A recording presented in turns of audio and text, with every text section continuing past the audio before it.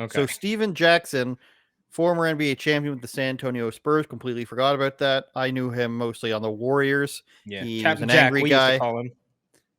A lot of fights, I feel like. But he was on a podcast. I forget the name. We'll see it on here. But he was on a podcast and he said Monty Williams, who was always a hilarious looking guy when he played, he just got fired from the Phoenix Suns. And here's why Steven Jackson thinks he got fired. You bring this team together at the end of the year. I don't care if you got KD or not. Chemistry still matter. I don't care what stars you have. Chemistry still matter. They still need time. Even I said, yeah, if they lose, they was gonna give this team another year minus CP3. I said that give this team another year to kind of have a whole season of training camp and all this together to see if they can pull it off. I didn't think they was gonna get rid of the coach. I think he was the right coach for the job. But you know how they do. When teams come together like this, they quick to go and find a white coach somewhere around, just throw him in that position so he can get all the The credit. guy in I the don't care. Yeah, I background. said it. They do it too much. Every time a black coach comes into the league, he get the worst team in the league to start his career off under 500 coaching. He got a sorry team and he can't.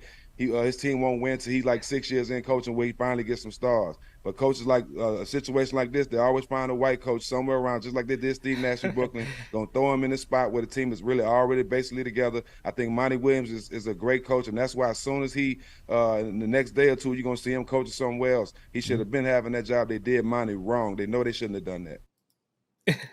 All right. So first things first here, Steven Jackson. The reason why a first year coach doesn't get a good team because he's a first year coach.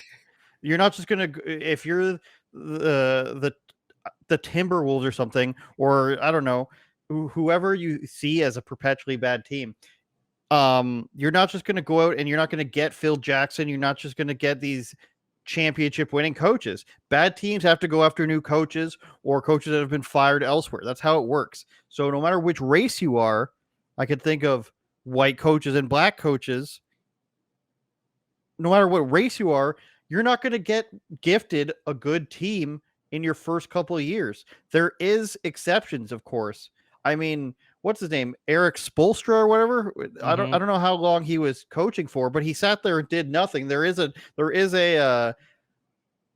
are situations where coaches just, they just fill in the seat, basically. No disrespect to him, but Steve Nash's situation, That was he's a lot LeBron more. Heat, right? Was he Yeah. around? Yeah, okay. Yeah. So we've got a situation here where Steve Nash brings a lot more to, your name brand than Monty Williams does when you talk about Steve Nash going into the Brooklyn Nets. By the way, the Nets, did they even make the playoffs this year? If so, they didn't make it past the first round. I don't recall.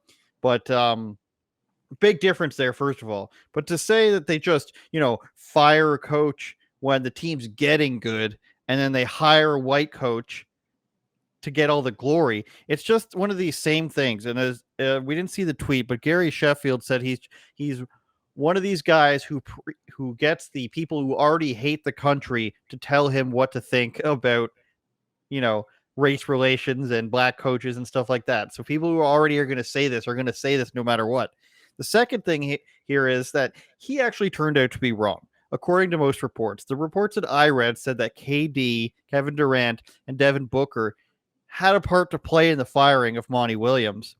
And Devin Booker even posted on Twitter, which I'll find in a second, that, 36 is okay or something? The combination of his number and Kevin Durant, I think it was 36 or whatever, number 35 and number 1.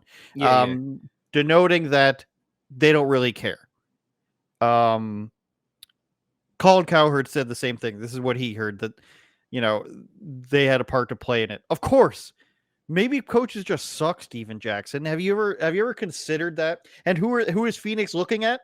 Another bad coach, Tyronn Lue. I'm sorry. Tyronn Lue is my favorite third string cornrowed point guard of all time because he was always around but barely ever got to play, and I liked him for some reason. Well, he was great guarding Allen Iverson. That's what he was. He was really that's good. that's what it was, Eric. They used the specialist guard. I shouldn't discredit him for that.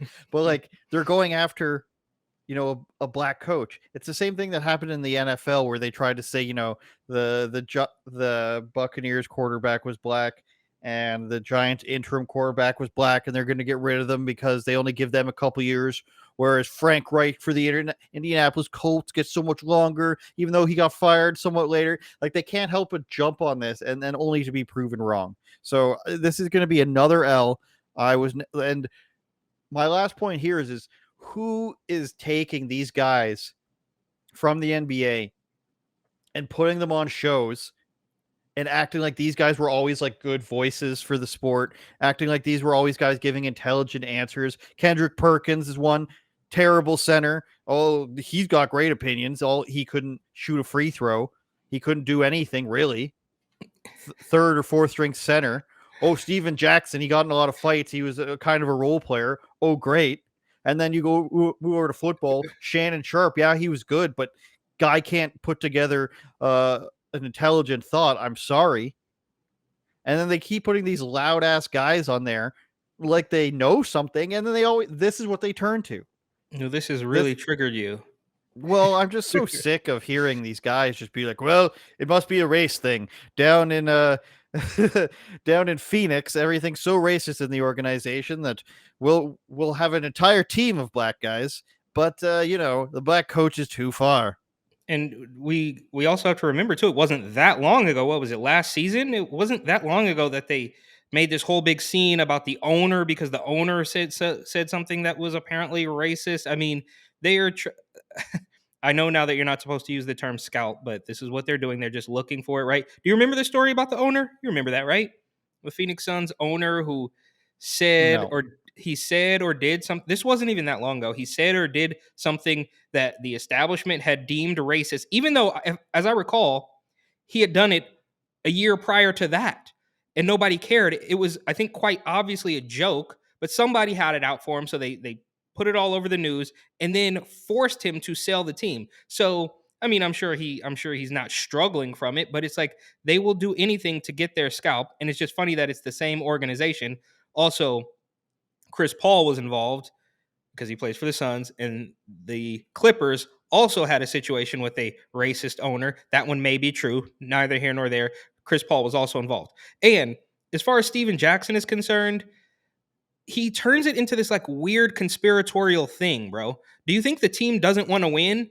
Do you think they change this around, or right? Like, they're trying to make the best move for the team, right? If that's what they think it is, you can disagree. That's 100% fine. But you're trying to make it seem like, okay, well, they know that they're good, so they're going to be good next year, and we want to make sure that a white guy looks good. I mean, it's just so far-fetched, bro. It's basketball, right? Like, if everything is so racist, I mean, why are these guys? And I get it. We're not talking about all the coaches and all the owners and all that stuff. But if everything in there, if the racism is just creeping behind in your locker and in your sneakers, then why do black people continue to do it? Right? Like, I mean, I just don't understand why. 36 unbothered is what it was. Okay, that's Devin Booker. Yeah. So why are these people so quick to? And it wasn't. It just, to me, what he said didn't seem like a one-to-one connection. It was like, well, they know that they're getting good and they're going to be kind of good, and they want to bring in a white guy so the white guy gets the glory. Like, what, bro? So the white guy gets the glory? You told us that white people already have the privilege. They already own everything. They already have everything that they could ever want. So what difference does it make if a white guy comes in and now Kevin Durant, wins the championship? It doesn't matter. This guy is completely off base, and it's very despicable. And outside of that, just on a personal note, and not to be petty or shade the man, as the kids say, but he looks bad, bro. Look like he been drinking. He looks puffy.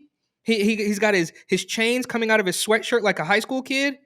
I mean, like, what are you doing, bro? You're sitting in your sneaker room with all your Jordans. Like, don't get me wrong, I love Air Jordans and Yeezys and all that stuff, but like, you are a grown man. He's probably getting close to 50 years old. Spent at least a decade in the NBA. Get in office, bro. If you're gonna do podcasts, get in office. Get a regular show. Take the hoodie off. Button your shirt up, and fine. Wear the chain on the outside. Like, what are you doing, bro? This is like, you know what he's got?